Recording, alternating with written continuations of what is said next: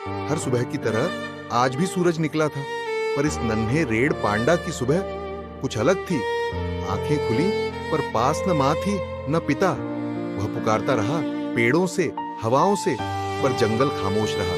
ढूंढते ढूंढते उसके छोटे कदम थक गए। आंखों में आंसू और दिल में डर था। जंगल से निकलकर वह एक गांव पहुंचा। शायद यहाँ कोई उसकी माँ को जानता हो, पर अब भूख उम्मीद से ज्यादा तेज थी और पेट बिल्कुल खाली। भूख ने उसे मजबूर कर दिया। एक फल उठाया और डर के मारे दौड़ पड़ा। एक अंधेरे कोने में छुपकर वह फल खाता रहा और आंसू भी। तभी उसने पहली बार देखा एक और नन्हा दिल जो चुपचाप रो रहा था। उसने अपना दर्द भुलाकर फल आगे बढ़ाया। कभी कभी परिवार खून से नहीं, दया से बनता है। जब सब कुछ खो जाए तो इंसानियत ही सबसे बड़ी दौलत होती है। उस रात रेड पांडा और पपी वहीं रुक गए। अंधेरा था, पर अब डर थोड़ा कम था, क्योंकि साथ था सुबह हुई।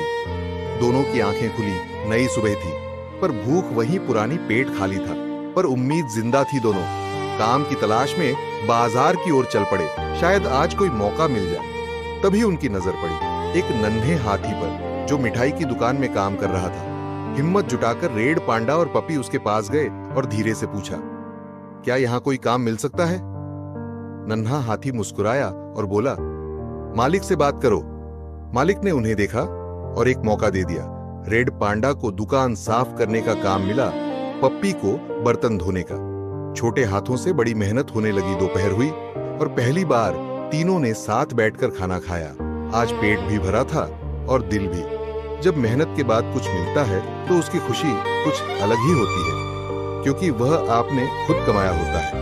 Please like and subscribe our channel.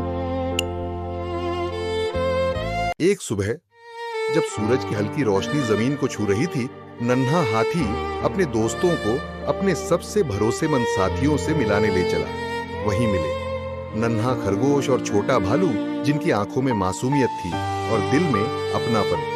थोड़ी देर बाद लाल पांडा ने अपनी कहानी सुनाई। कैसे एक दिन वो अपने माँ बाप से बिछड़ गया। कैसे हर रात उसने आसमान से यही पूछा, क्या वो मुझे ढूंढ रहे होंगे? उसकी आंखों में आंसू थे, पर दोस्तों की आंखों में हौसला। नन्हे हाथी ने कहा, अब तुम अकेले नहीं हो।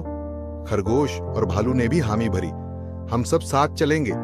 पांचों ने एक दूसरे का हाथ थामा और उसी पल एक वादा जन्मा, अब तुम अकेले नहीं हो, हम मिलकर उन्हें ढूंढेंगे और तुम्हें उनसे जरूर मिलवाएंगे। से जब वो आगे बढ़े तो उनके सामने खड़ा था एक घना रहस्यमय जंगल।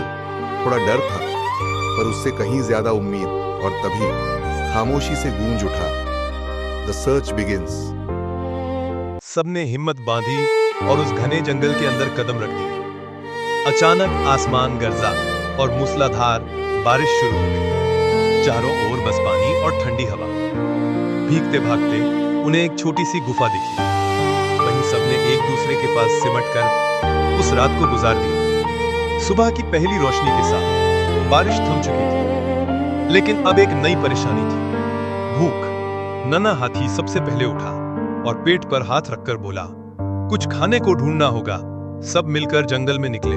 तभी उनकी नजर पड़ी एक ऊंचे फलदार पेड़ पर। फल थे, पर बहुत ऊपर। उसी पेड़ पर बैठा था एक नन्हा बंदर।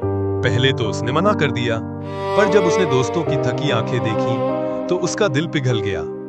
उसने ढेर सारे फल तोड़े और नीचे गिरा दिए। सबने पेट भरकर खाया और मन भरकर मुस्कुराया। ताकत लौट आई थी और उम्मीद थी। फिर सबने अपनी तलाश दोबारा शुरू की, क्योंकि सफर अभी बाकी था और उन्हें क्या पता था कि इस भयानक जंगल में उनका इंतजार कोई और भी कर रहा था। घने जंगल के बीच एक छोटी सी गुफा बनी उनकी शरण। सब साथ बैठे थे, लेकिन नन्हा खरगोश ठीक नहीं था। पिल्लू ने उसे थाम लिया, जैसे कह रहा हो, मैं यहीं रहूंगा। एक मुश्किल फैसला लिया गया। पिल्लू और खरगोश यहीं रुकेंगे और आगे बढ़ेंगे सिर्फ तीन, नन्हा हाथी, छोटा भालू और वो लाल पांडा, जो अब भी अपने माँ बाप की तलाश में था। गुफा से बाहर निकलते ही जंगल और गहरा हो गया। हर कदम पर अजीब आवाजें, कांटों भरी राहें और फिसलती जमीन। डर था, लेकिन रुकने का कोई रास्ता नहीं। कभी हाथी ने रास्ता बनाया, कभी भालू ढाल बनकर खड़ा रहा, और लाल पांडा हर डर के आगे उम्मीद बनकर चला। उन्हें नहीं पता था आगे क्या मिलेगा, बस इतना जानते थे अब यही जंगल उनकी परीक्षा लेने वाला था। और यहीं से शुरू हुआ असल साहसिक सफर। देखो देखो कौन हमारे पास आया, गोल गोल पांडा नई कहानी लाया। थोड़ा उदास थोड़ा दुखी भाई, पर हमसे मिलकर मुस्कान आई। चेहरे चेहरे खुशियाँ छाई, क्योंकि दोस्ती साथ निभाई। हम हैं इसके दोस्त खास, मम्मी पापा तक ले जाएंगे पास।